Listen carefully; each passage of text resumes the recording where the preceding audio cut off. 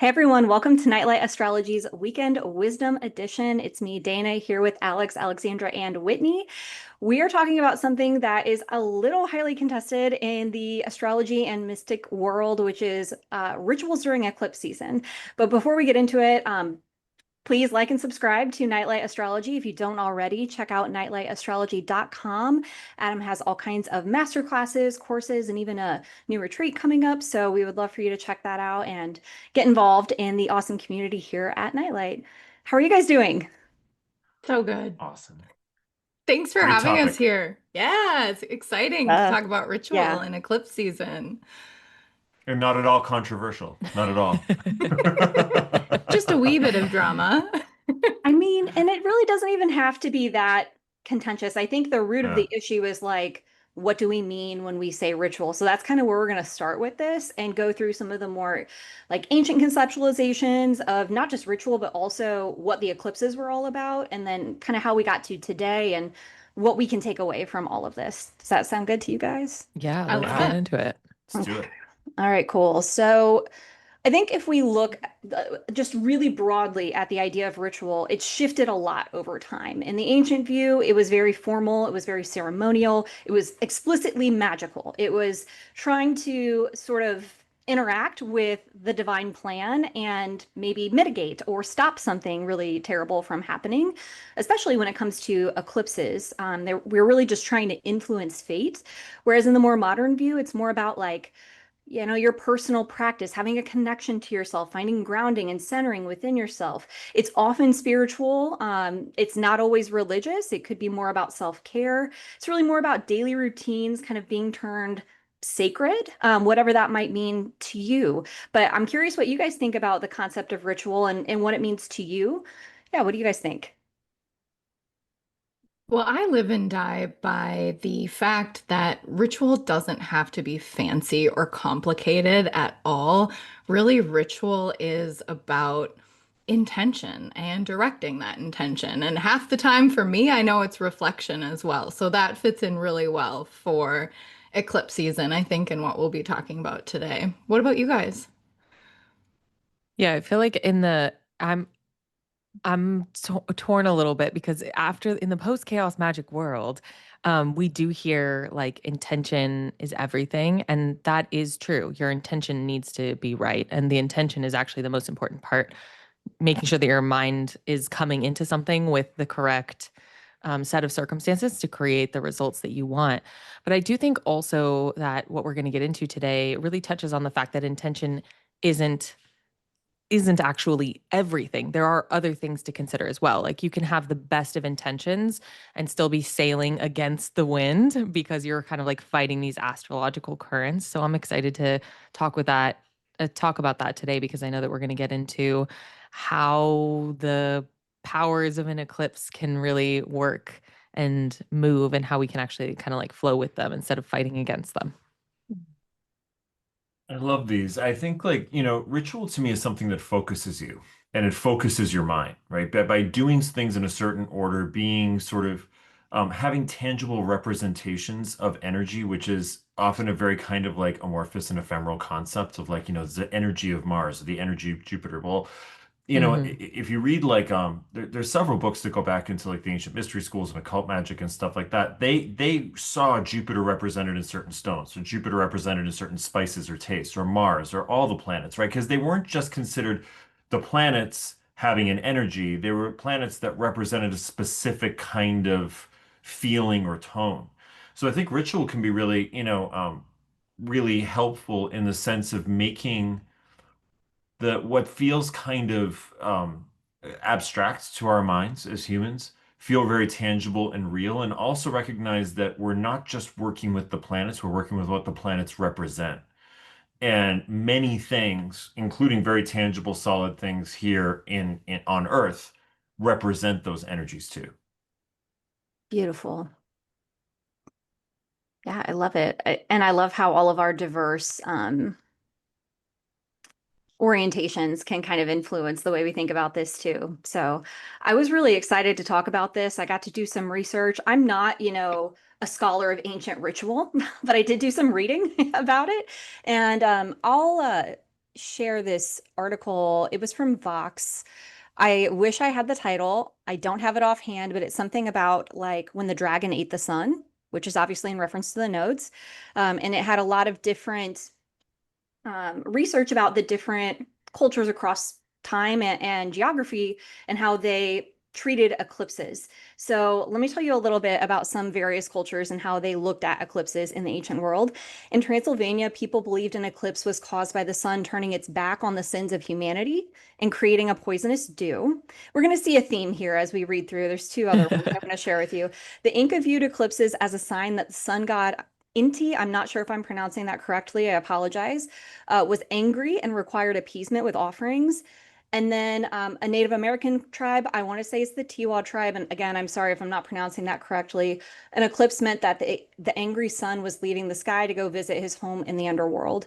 And I feel like we can already see this feels very familiar to how in the Babylonian world and the Greco-Roman view, we would view eclipses as well as being essentially dangerous.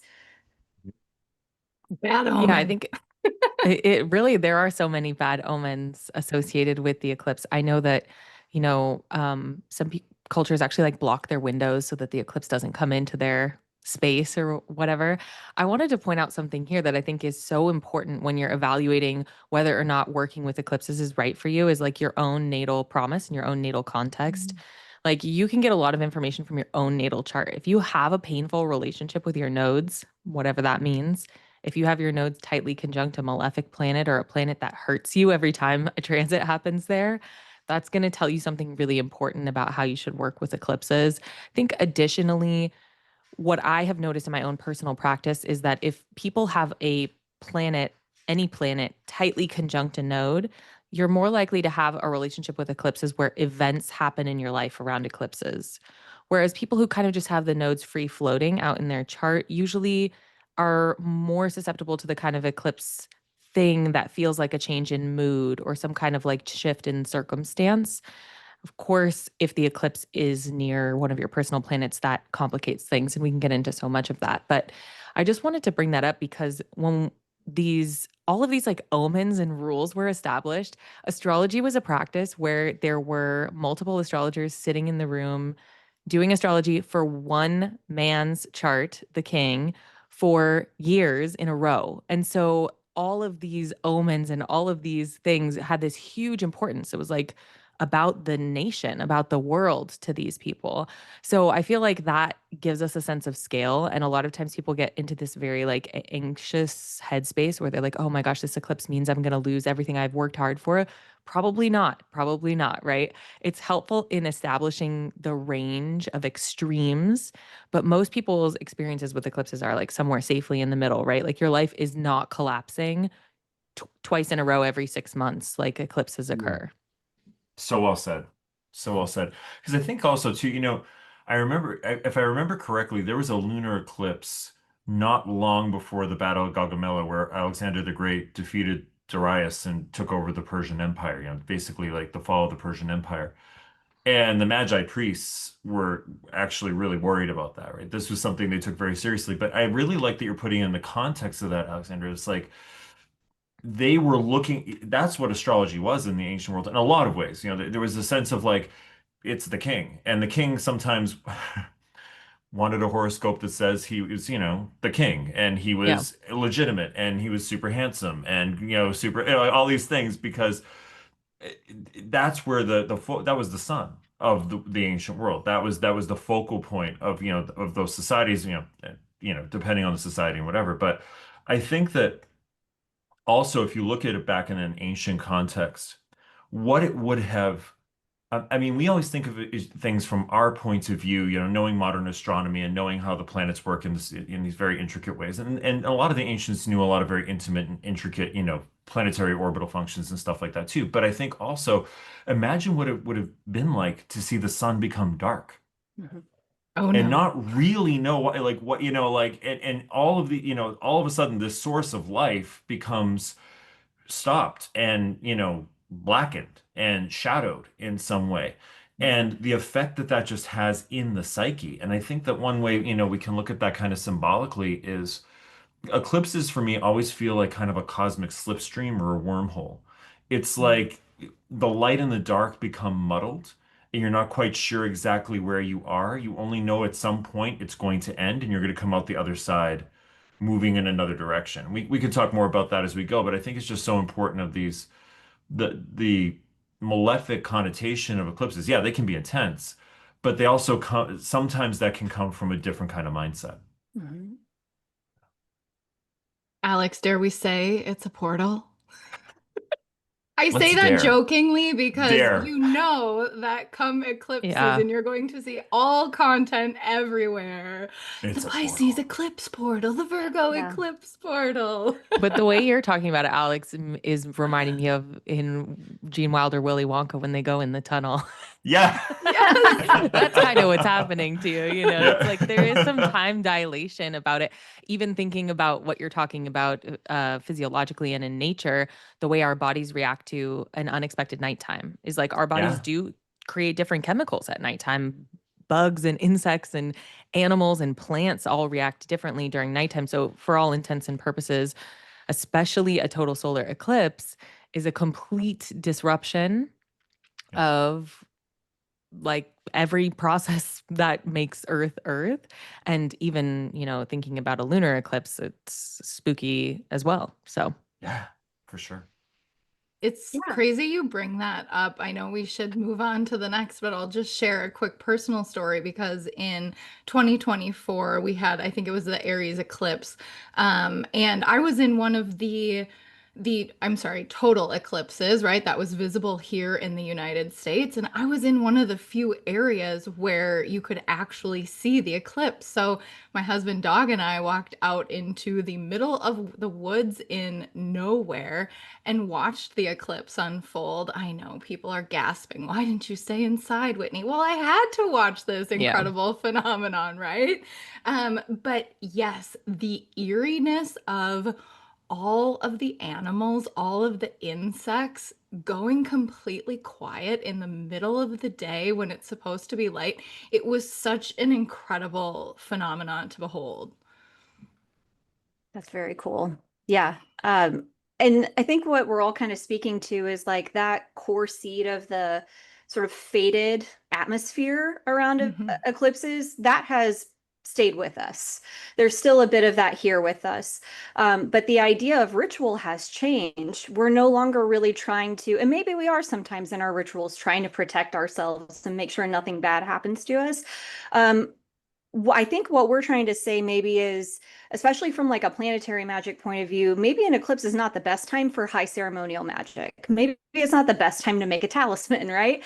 It is a great time to take care of yourself. And I would say specifically to let go, because that idea of the eclipse ushering in something faded, being a portal, being a wormhole, that's out of our control. There's a lot in our lives that is not in our control and maybe a bit of a tangent, but I think a lot of us come to astrology to find some sense of control, really to have a sense of what's going on. And I think that's so normal and human. And we can find our faith again in that quest of like looking for control and finding, oh, I can trust. Like that's so beautiful. And that's to me, the energy I see being really useful if we're going to talk about ritual for eclipses is how can I trust in the timing of my life and what changes may or may not be coming around the corner. Mm, Beautiful. absolutely. Really Absolutely. well said, Dana. I feel like there's also like a little bit of I get nostalgia around change because I have a Cancer moon. And so I feel like sometimes, if I feel like big things are happening to me and I don't have a total sense of where I'm at, but I feel myself in that Willy Wonka tunnel, right? I will create some kind of totem of change. So just something to mark what happened. I mean, it can Mm, be as simple as making moon water under the eclipse, like a lot of people do that. But even just creating like a paper collage or a talisman or a journal entry, it could be very simple. Like Whitney, you said, I'm so with that. It can be very simple, but something that you can go back to, if not harness, if the eclipse turns out to be really good for you or really fun or something that you want to remember or even challenging, but you want to remember it. I feel like there is some value in like immortalizing things like that, perhaps even if it's sort of sentimental or nostalgic. I love it. Me too. I had an eclipse on my birthday this past year. The sun was conjunct my sun. So that was So, cool. It's a how's hell of a that solar working What out return. for your happened? solar And I return? think Saturn was also conjunct my ascendant ruler Venus. I think it was fine. I did have a really deep moment of awareness and like a very Saturn Venus moment, I guess I'll say, the day before my birthday, where I was like, here's how I'm keeping myself separate from everyone. And like, I think no one cares about me. Well, I'm not reaching out to them and like that kind of thing. So there was a lot of awareness and like clarity and clearing there. And I guess I'm only bringing that up to say, like to Alexandra's point earlier, if you do have your natal chart implicated in any eclipse, don't be scared. Like that idea of fatedness and like, oh God, something's gonna happen. I totally get that. Like, trust me, I get that. But it's almost never what you think it's gonna be, right? And I think Alexander, it was you and I talking once on my podcast about like you can't read for yourself really. Like you can do No. some kind of predictive journaling Hmm. and sort of like ease your anxiety by using it as a self-connection practice, but you truly don't know what's going to happen. And you're never going to see all of the aspects that are happening to your own chart because I've done that before and I'm like flipping out about something. I'm like, yeah, but you have this over here. I'm like, oh yeah, huh, I do this for a living and I didn't even notice that, you know. Whitney the other day told me, You've been living in a Taurus, Uranus and Taurus transit for 8 years." And I was like, what? I didn't even think of that. This Everybody is needs an why. astrologer. Yes. Yeah, Yes, this is why astrologers need astrologers too. yeah, Yeah, I do think this more is than like a good ever. opportunity maybe to like, can we help people form some agreement on some basics? This is something I put in my notes because I think when people think about the eclipse portal or the eclipse window, people aren't totally sure what it means. And I feel like in my practice, if I see events that are like 2 weeks before or 2 weeks after the eclipse, for me, that is all part of what's going on there. I think when people talk about eclipse portal, and you guys tell me what you think, they're talking about the 2 weeks between the two Hmm. eclipses. But Yeah. I feel like it actually kind of extends a week on either end, before the first eclipse and the after. And just, in my client practice, like I'll see somebody say, if they go September 2024, I don't need to know what date you're talking about because I know September 2024, that was that Pisces eclipse that took you out? And that's just kind of how I think about it. How do you guys think about that part of things? I totally agree with you, Alexandra. And I think that this year, too, the fact that we have a 0 degree Virgo new moon preceding eclipse season, right? And then we close eclipse Mm-hmm. season with the 29 degree Virgo lunar eclipse does kind of open this window up a little bit, right? Because those numbers, those degrees are very symbolic, right? Of beginning and ending. And so there's a way for me that this eclipse window feels especially large. Right. Mm. Even in summer 2027, July through August, there's three eclipses in that Mm, series, in Capricorn, Leo, and Aquarius. So I feel like the moon she's got her own designs. She's like crocheting up there, embroidering, like adding stitches and glitter and doing all kinds of stuff up there. um, It's interesting. Oh, sorry. Go Go ahead, ahead. No, go Alexander. ahead, Alex. No, I think this is so interesting because that new moon at 0 Virgo is also almost directly squared to Uranus. And I think a lot about like energies in astrology, right? Because eclipses are kind of erratic and they're a little yep. hard to predict and they're just very much they share a lot of Uranian qualities. They may not have the sort of like Hmm. liberating revolutionary quality to them, but they have that kind of erratic electrical feeling to them. And I actually think that kind of even to your point, Alexandra, it even extends the eclipse season out a little bit more. September when what is it? August 23rd, I think that new moon is. Yeah, August 23rd up through the 21st of that eclipse, the eclipse on the last part of Virgo. That's going to be a really interesting time. Like that's just an unpredictable time. And sometimes I think it can be helpful to do rituals of surrender too, rather Mhm. than saying, I'm going to do this Hmm. ritual because I need, a Maserati in my garage tomorrow or something like that, whatever it is saying something more like, I, ch- I offer my, I offer this to the highest good in some way. I trust that this portal will bring me out where I need to. I'm sorry to keep using portal or wormhole or whatever we're going to use. I'm just going to use it. But but like the idea of, you know, fate sometimes I think gets a bad rap because we think of fate as something that's kind of handcuffing us and like dragging us around by the nose. And I think fate sometimes is really like, well, what's also the thing that you really want that you may not know that you want? You know, one thing I've learned for a long time is like sometimes the limits of my egoic mind, I have no idea what I really want. And then I get something, I'm like, I didn't think I wanted that, but that's actually pretty cool. But if I'm holding and gripping in tight, you know, really tightly to something, these sort of electrical wind tunnels of eclipses can feel really distracting. Like for your example, Alexandra, you wouldn't want to jump off that boat in Willy No. Wonka. Like I'm gonna stay on that boat. I don't care where I'm going, but I'm not jumping into whatever's going on in that river. But it could be like an eclipse season when you're trying to tightly control things. It's like you're trying to jump off that boat. Or I describe it to clients sometimes as like imagine you jump, the universe throws you into a water slide. Go down the water slide. Mhm. Don't put your foot on the side of the water slide and just let the water come over and start to like, you know, beat you Hmm. up. There's something about like ritual, just like I will see where I wind up on the 21st. I Yeah. will see what happens. You know, I trust in the highest and best good here. And sometimes it's fun, sometimes it's not, but sometimes that can be helpful too. I think that's my thesis for this, really, is like, I think that might be a really helpful way anybody could approach ritual, regardless of your spiritual orientation. It can be a self-care practice. You could be an atheist and still get something out of a ritual, which is really just a moment for you to be intentional about what you're doing. Um, do you guys think we should pull up the charts? Are we ready for that to talk about? Yeah, Let's do Hey, it. gonna go. yeah. Hell yeah. When does an astrologer not want to look at a chart? Like, Let's Always. do it. bring me charts. Right? Okay, so this is our full moon in Pisces that we're looking at here. 15 degrees of Pisces. A couple of things that I think probably stand out to us. The moon is ruled by an exalted Jupiter. The moon is moving into a trine with this exalted Jupiter. Uh, love to see it, not gonna lie, like not mad about that. Um, Thank God. yeah, we're not mad about that. I feel like the last several many eclipses we've had, there have been a lot of dignity issues. And so this is a nice change of pace.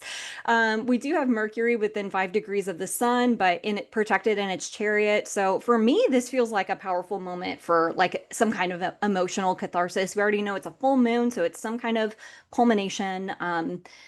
Jupiter being so strong here and angled in such a way that it can be really supportive is like we can like connect the dots in some way that maybe we were not able to before, and it allows for some kind of release. That's kind of the vibe I'm getting Mm, from this. So mm. I wouldn't be surprised if there's some kind of breakthrough around this moment. If it sort of helps you release any kind of process or repressed emotions, you can kind of process these, let them go, kind of make some space in a really helpful and productive way. Curious what you guys see with this eclipse before we talk about like what you would suggest ritual wise. Dana, I just want to echo your point that anyone who has eclipse PTSD from the last couple years, like those were rough eclipses. The Aries and Libra eclipses were generally by Venus and Mars, not necessarily in the strongest positions. And that can make a huge difference in those dignities. So this is like I would say, you know, with Jupiter in a beautiful trine right now to the North Node, the moon applying to the trine and really within range of it, you know, for an orb I would use for the moon. Um, this is another one where it's a little bit like trust where the boat is going. Like Mm. it's probably going to go somewhere fairly good. It may not feel like it may come with a little bit of there may be a sense of at the same time I'm moving towards something beautiful and new, I'm also grieving the loss of something old, right? With the Jupiter also sextiling the South Node. But there's also something to me here about allowing sometimes we can kind of in I think in manifestation or in ritual kind of force our imagination to try to think of things, you know, try to force the future we want to see with Pisces being, you know, where the moon is right now and the North Node there, I don't think you have to force very much. I think beautiful visions of where you want to go can really appear very, very easily. But it necessitates a little bit, whatever we gain, there's just something that you have to sort of whimsically and sometimes nostalgically let go of. I'm just thinking about Alexandra's Cancer moon here. So yeah, just I mean, like, You miss doing horoscopes that much. I think that's a great point. I love the support from Jupiter. I also think that the moon and the sun in mutable signs, reaching out to Saturn through their a broad degree of orb, but at least co-present, right? Depending on which orb you use. To me, with Saturn back at 29, is like whatever last, and Saturn will have just moves in on September 1st. So it's kind of like you thought you were going to get through this Saturn transit without doing this one thing, and that's okay. And you did your absolute best to do that. But now you actually have to handle that thing. That Saturn is coming back to help you do that last little piece from September to February. I feel this so hard for myself. Like the Saturn transit's in my third house, and I've had a really abusive relationship with writing my whole life. And the Saturn transit has really helped. In some ways, I'm writing way more than I ever have, hundreds of thousands of words, but I have no routine. It's not organized. It's not for anybody. It's just for me. And so it's almost like I was like, oh, I think I'm going to get out of this Saturn transit without having to develop a scheduled writing time. I think I'm just going to be a crazy manic. No, no, no, no. Saturn's coming back and is like, you're going to have to put this into an organized system. It doesn't just get to float out in the world. Like you need to, hold yourself accountable a little bit gently. But think about whatever this Saturn transit has been for you in Pisces. This could be like a really gentle, supportive moment to take a frank look at like what is that last little piece that you really have been holding out on, especially Alex, you had talked about the sextile from Jupiter to the South Node, and I see that also in this Mars Chiron opposition that's happening right here too. It's like maybe you can cut and run and you can actually just say, you know what, this hurt me in the past, it doesn't have to hurt me anymore. I'm going to choose to handle this with some agency. I love that, Alexandra, you pick up on Chiron's placement here opposite Mars, too, because even if we didn't have Chiron represented in the chart, the themes are echoing throughout. That trine from Jupiter to this moon that we've talked about really, to me, does have this sort of healing aspect, and it is a healing through creation. I mean, it's exactly what all of you have already said, that there's a way in which with Saturn co-present, we need to learn to let something go in order to create anew. And so I think we're all saying the same, very similar things in different ways, but the themes are certainly resonant. Quick side note on that, though, I feel like that's why it's kind of amazing that astrology has had the renaissance it has. Like sometimes you need the message delivered in different ways by Five different different ways. people. Yes. Oh yeah, 100%. So Yeah. it's perfect.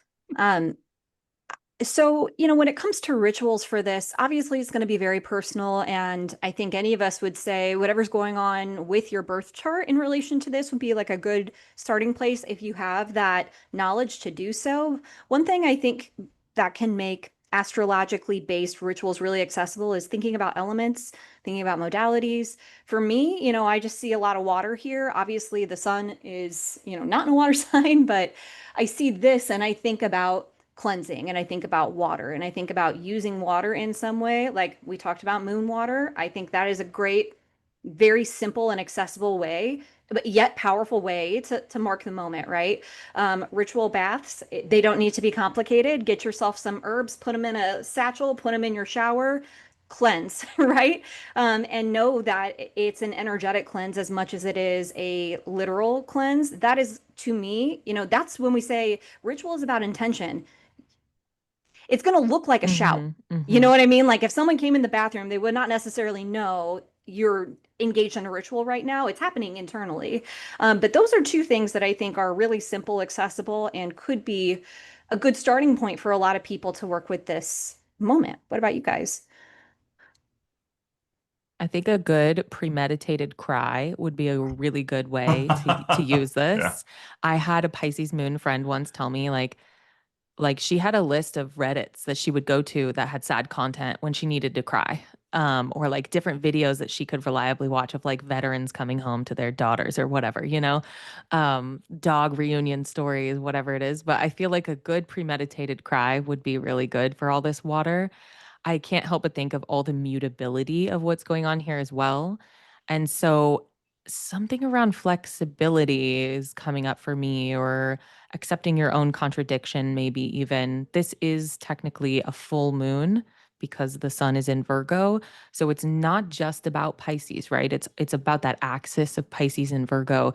So there's themes around service and service for others specifically that come up. So it's if maybe you, I don't know how to say this lovingly, like Pisces and Virgos, like stop helping that person. If this is the sign you Mhm. needed, I'm telling you, use this eclipse to stop helping that toxic person that doesn't like need your help. It might be one of those for you.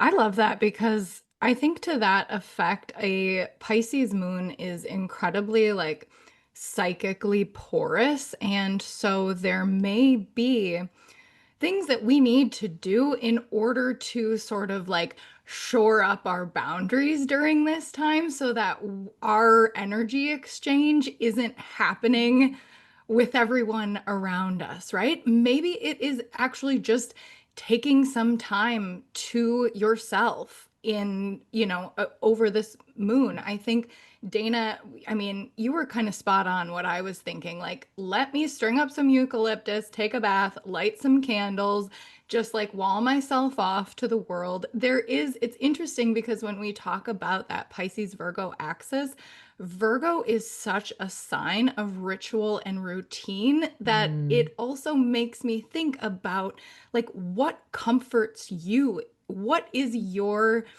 daily comforting routine that you do for yourself, and can you just instill a little bit of extra intention in that as part of honoring this particular eclipse? Mm. My God, I love these. I think the only thing I would add to it, the thing what keeps coming up for me is whether it's actual or symbolic scrying, which is, Mm. looking into a bowl of water or a mirror, sort of relaxing your gaze. And some people say, they can be prescient with that. They can get different messages, imagination. But if you have, what I keep thinking of here is the Virgo is opposite of Pisces because Virgo tends to bore down into detail and get stuck on really going down into something very, very analytical and getting down to the root of it and discernment about this against that, this against that. Pisces is the opposite. Pisces expands out, and they need each other because either one of those can become imbalanced. But I'm wondering with the full moon in Pisces of like, if you've been drilling down, or full moon eclipse in Pisces, lunar eclipse in Pisces. If you've been drilling down on something and you've been trying to figure it out and you've been working on it and you're like this against this against this, something where it's a kind of scrying because the scrying allows you to sort of soften your gaze and soften your mind, and different kinds of perception are available to you when you do that. And there's something about being for me here, I'm just kind of picking this up intuitive, like being aware of what the truth is that you perceive in that. In other words, I think it can be really easy to say, oh, that was just my imagination, or that was just my perception, or that was whatever, whatever. But like being like when you soften your mind and you relax down into your intuitive body and you stay kind of grounded with that, like what do you see?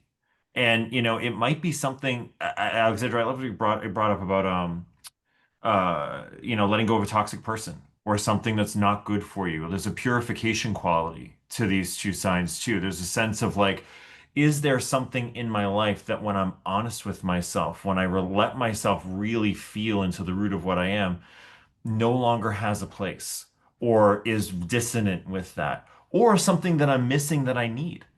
Something, one of the things with Virgo, and I know this personally for sure, is you can be kind of fussy with like little health stuff, right? Like I actually need to get like a 20% more protein here to do this or whatever. And it's kind of fun, you can, as long as it doesn't go out overboard, it can be really fun. And I think there's something about that too of like, is there something I'm missing? Is there something that I'm needing to draw in? And sometimes just softening your mind, whether it's meditation, whether it's actual scrying, whether it's candle gazing, or anything that kind of relaxes analytical function can feel really helpful around a energy like this.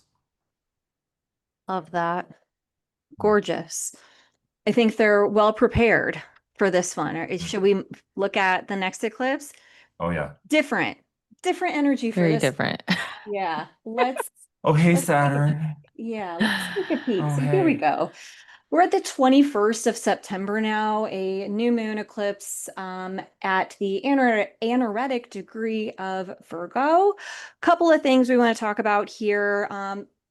There's an opposition going on to Saturn and Pisces. I think we could call an opposition to Neptune as well, despite Neptune still being in Aries.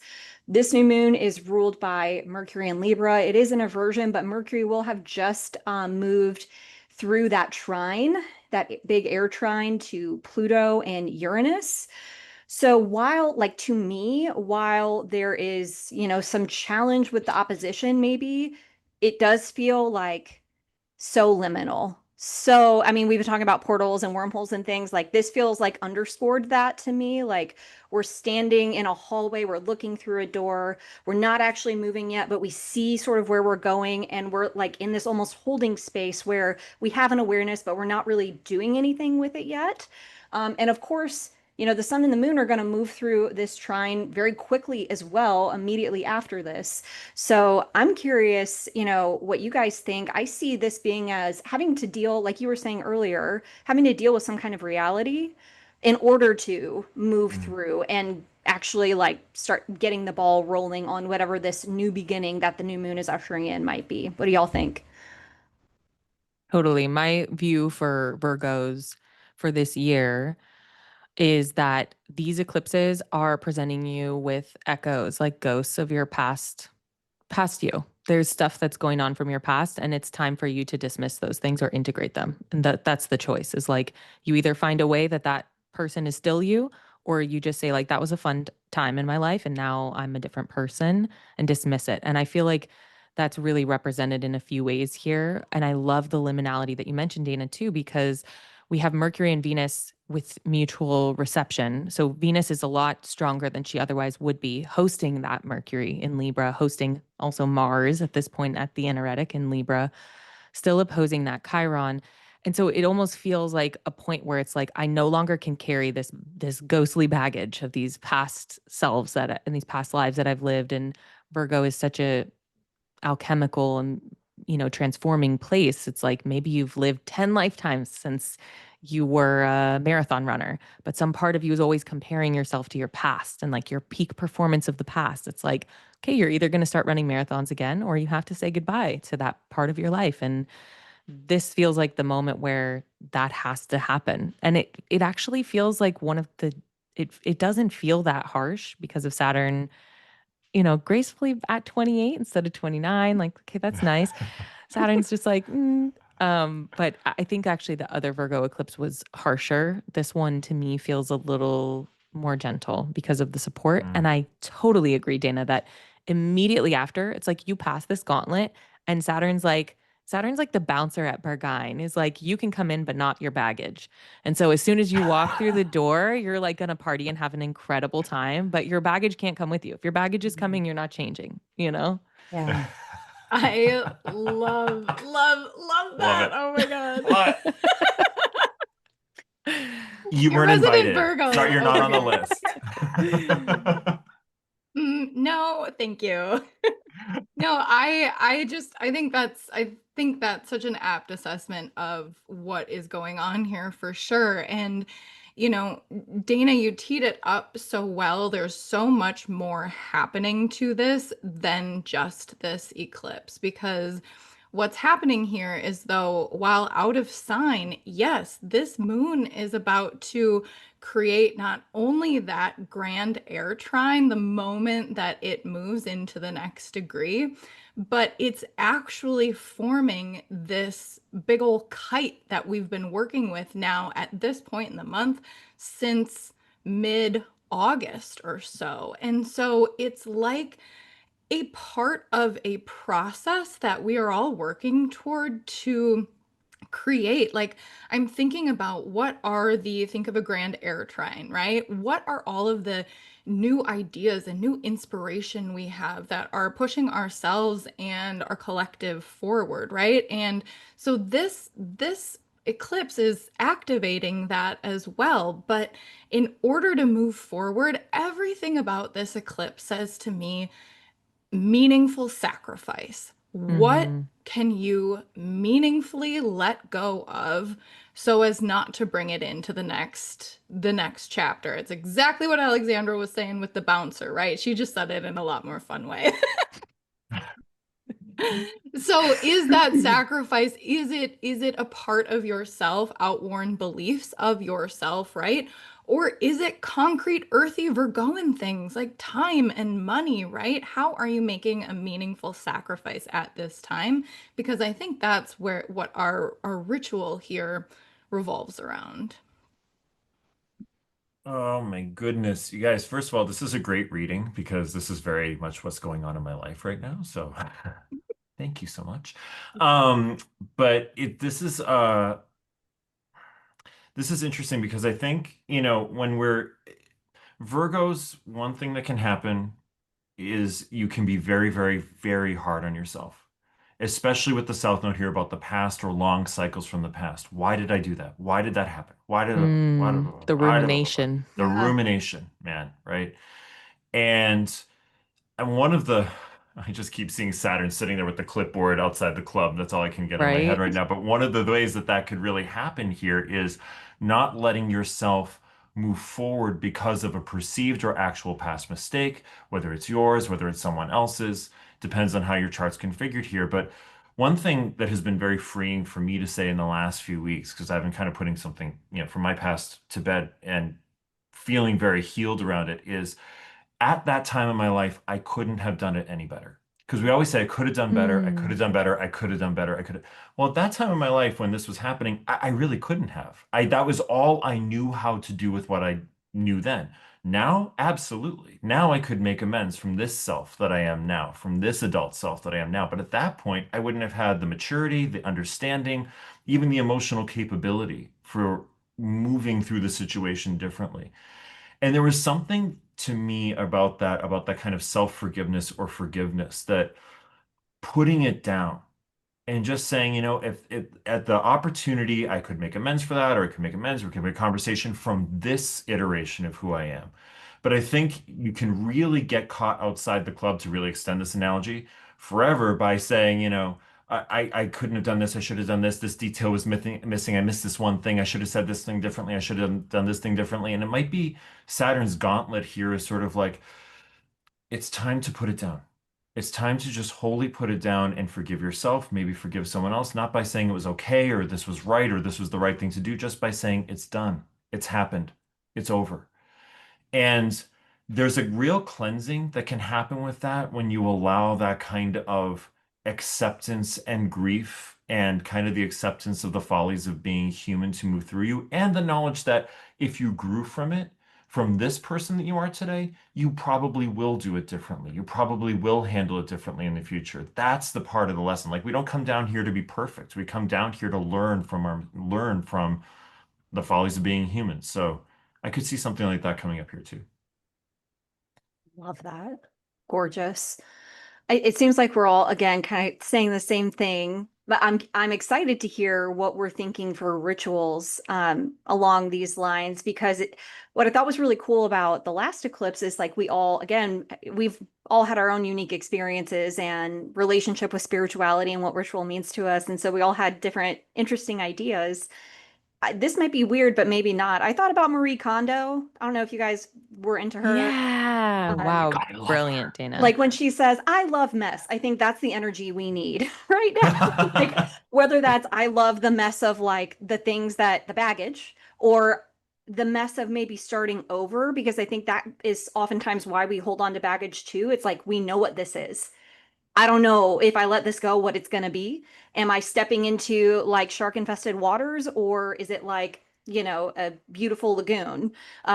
There's that unknown part of things. So I think if we can embrace the idea that like we don't know, and also the mess of our lives, maybe that we're cleaning up, so to speak, metaphorically. Of course, you might literally, I don't know, clean up. Like I think that can be a ritual cleaning, definitely a strategy in my playbook.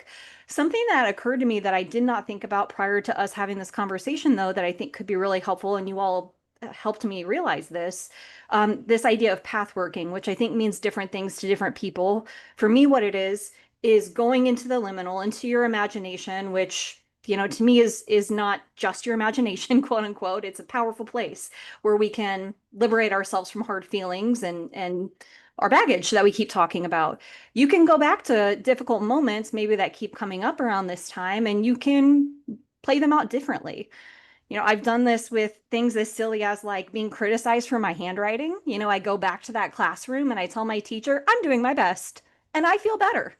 I feel better around that memory after that. And it can be simply you sort of rewriting that memory, or it can be more spiritual for you. But I think if these challenges that we're talking about are coming up for you, where the baggage is here and like, what do I do with it? That could be a really powerful, simple, accessible way to work with the challenging feelings that are coming up. I think that's so perfectly practical for this eclipse, Dana. And it's very much in line with what I was thinking too. Eclipse season is definitely a good time for shadow work, right? Kind of that like meditative clearing. And so I love doing a visualization exercise like that. I think that's a great option. I've been working with ritual in like all of the very practical aspects of my life too. And I think that one of the ways that I've been doing this, and if you've tuned into my podcast, you've noticed me with each lunation working in like these integrations in terms of fashion. It's called astro style, right? And so there are ways outside of all of this like super deep work that maybe we're not ready for. You assess yourself if you're ready for doing that shadow work. If you're not, like, listen, wear earth tones, throw on some cotton, earthy fabrics, right? Neutral colors, browns and taupes and beiges. Like, there is definitely a practical, embodied way to integrate without getting like to a super vulnerable place. And kind of on that aspect, if some of this like deep work is feeling too much right now, you know what a great thing would be to do right now under this eclipse? Clean out your closet. Like, talk about meaningful sacrifice, right? To create space and get rid of things that are no longer serving you. And so maybe that's a little bit lighthearted, but sometimes we need something lighthearted for a heavy old eclipse. Totally. Oh yeah. Well, I love that, Whitney, because it reminds me of something one of my teachers told me once that I've always remembered is that you can heal both from the inside out and from the outside in. Mhm. And sometimes, like when the shadow, the whatever it is too much, something symbolic like cleaning out a closet or rearranging your house, you're literally like you can say to yourself, like, I'm rearranging my internal space at the same time. Because it can feel less threatening and less scary than going into the depths of that. And I think like there's also something to me about that which leads me to ritual, and that ritual makes like we started with, like making things tangible and making things real or sort of symbolic to something we may be feeling or noticing. Like something really simple that I've done a couple times is when I'm really kind of letting go of either an aspect of myself or something from my past that I'm letting go of, is I just go to the river behind the house and I take just a stick or anything that I find that just kind of calls my attention, and I imbue it with that energy. I say I'm putting the old energy of myself, and I do a little blessing for the land and a blessing for the spirit of the river and a blessing for the spirit of everything that's around me, and you just put it into the river and watch it float away. And there's something that can be very emotionally cathartic about those kinds of symbolic, visual, tactile things that we do that's also not trying to necessarily overly control it. The flowing river, just taking it, I'm putting this in the river, I'm letting this move, I'm letting it take away the energy with me. You can even feel that happen or whatever, however you work through it, but doing something in a way that feels that you're both surrendering, but also kind of clearing the system so that new things can come. Because that's how I've always seen grief work in a lot of ways, is there is the loss and the sadness and the difficult emotions that go along with the grief, but there's also grief when it's done correctly is resets us to a new reality and allows us to move through. And I think there's something about grief that's kind of hanging around this for me. And that's just a simple thing that I've done. There's a million others you could do, but something that just allows something old that's imbued to kind of float from you. Totally. I think you guys have, that was like such an incredible breadth of beautiful and really elegant rituals. Um, and I think I feel like there's like 0.1% of people listening who are like little edgy freaks, and that's who I'm talking to. So you guys have most of us covered, but I'm going to talk directly to the little edgy freaks because this is kind of making me think of this exercise that I did at a Tony Robbins once. My aunt works for Tony Robbins, so I went there, and it's called, I think, the Dickens exercise. And basically, like for 6 hours, you walk through the worst case scenario possible if you don't change what you need to change about your life. And so you basically break yourself down. It's like psychological torture, essentially. Now, I'm not advocating for that, but I am saying, like, Virgos, like, maybe let your toxic, pitch black inner monologue, mean girl off the leash for one day and truly see, okay, play this exercise. Like, what is the worst thing that could happen? What's the worst thing that's going to happen? What truly, actually, what is it? What is it? And instead of shaming yourself for holding on to that fear, like, just walk the dog. And like Alex said, you let that stick float down the river, but let yourself have that one time instead of shaming yourself for even considering it. I feel like that might also be like a really purgative way to use the shadow work qualities of what's going on in this eclipse. Amazing. Yeah, I mean, I think that's a great idea, honestly. Like, I am not an edgy freak, but I might do that. I might be for the day of this eclipse because that sounds very It's powerful. transformational. It was very powerful, but it's certainly not, for every mindset. Sometimes you're not in the space for that, but I feel like it could be a good use of it. I agree completely. You guys, this was amazing, I think. I mean, I'll speak for myself. I think this was amazing. I think we gave everybody a lot of different, ways to understand what's happening and how to work with it. I think let's share maybe how people can find us. Alexandra, do you want to go first? Sure. Yeah. I am the number 9 Lives Astrology everywhere. I'm on Instagram. I have a YouTube channel where I do weekly astrology updates and all kinds of other fun stuff coming up. So definitely check that out. I have some very fun stuff for the edgy freaks among us coming up on my channel. And you can book a reading with me on my website, 9livesastrology.com. Alex, do you want to go next? So you can find me at www.alexamorosi.com. You can book readings with me there. You can book an intuitive reading with me there, an astrological reading. I do a combination of both. I have my kitchen sink reading, which is basically everything I know how to do in one reading. And then I also do a lot of distance energy work. So if you're looking for stuff to really move some of the energy around what's going on, distance energy work can be a really, really powerful process. So those are all my things, and that's my website. And you can find me on Substack at The Subtle Universe. Amazing. And I suppose it's my turn then. You all can book a reading with me at astroarcana.com. That's Arcana, ARCANA.com. You can also find me on Instagram and my podcast on YouTube that I mentioned at astro.arcana.astrology. Can't wait to connect. She's practiced. She said it a couple of times before. You can find me at selfhelpwitch, selfhelpwitch.com, at selfhelpwitch on Instagram. I'm not even going to say what I'm doing right now because it is all very much in flux. These eclipses are aspecting my chart yet again. I have something planned for September. So if you want to know what that is, I'll probably be talking about it by the time this is published. But for now, it's a surprise. So Self-Help Witch and all the places. And don't forget to like and subscribe to Nightlight, guys. I said it at the beginning. I'll say it again. We can end with that. That's important. Thank you guys for joining me for this conversation. Everybody out there, let us know what you plan to do for these eclipses. Any cool rituals you think would be supportive, share them in the comments. It'll be helpful to everybody else. And we'll see you guys soon for the next Weekend Wisdom. Bye, everyone. Bye. Bye, everybody.